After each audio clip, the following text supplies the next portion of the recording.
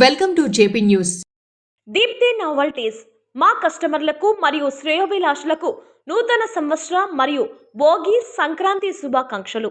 మా వద్ద అన్ని రకమైన ఫ్యాన్సీ వస్తువులు, రకరకాల మోడల్స్లో స్టిక్కర్స్, ఆడవారికి గ్యారంటీ కమ్మలు, గాజులు, బొందారాలు 6 నెలల గ్యారంటీతో మా వద్ద లభించును.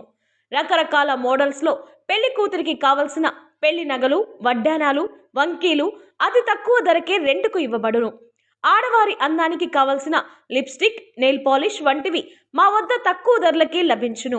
మా అడ్రస్ నగిరి వెనకాల మార్కెట్ వీధి ఆపోజిట్ చిన్నపిల్లల ఆసుపత్రి, వెంకటగిరి.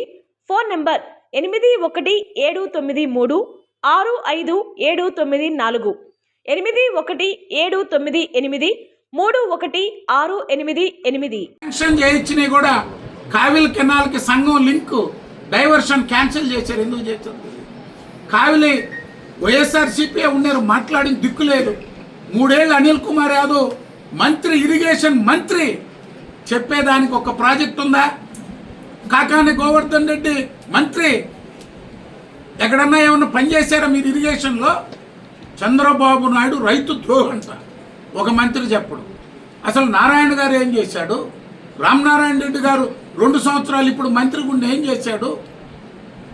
నోటికొచ్చింది మాట్లాడిపోయారు. నిన్న 2 రాయలసీమ ద్రోహులను పెట్టుకొని, అటు ఒక ఆయన కాంట్రాక్టులతో దోచుకుంటే, ఇంకొక ఆయన ఇసుకలోడి 29 మంది, అది హత్య అని చెప్పాలా, కొట్టుకొని పోయేటట్టు చేశారు. కాబట్టి వీళ్ళు రాయలసీమ ద్రోహులు నెల్లూరు జిల్లాకు వచ్చి తెలుగుదేశం పార్టీని లిఫ్ట్ల గురించి అన్ని పెద్దలు అన్ని విషయాలు సమగ్రంగా చెప్పారు. మొత్తం ప్లాన్ పెట్టి రాయలసీమ ద్రోహి ఎవరన్నా ఉన్నారంటే వైఎస్ జగన్మోహన్ రెడ్డి. వైఎస్ కుటుంబానికి, రాయలసీమకి ఈ ఇరిగేషన్ ప్రాజెక్టు, ఈ డ్రింకింగ్ వాటర్ ప్రాజెక్టు, ఈ పరిశ్రమ తెచ్చామని చెప్పే దమ్ము ధైర్యం ఉంటే ఎక్కడైనా చర్చకు రండి.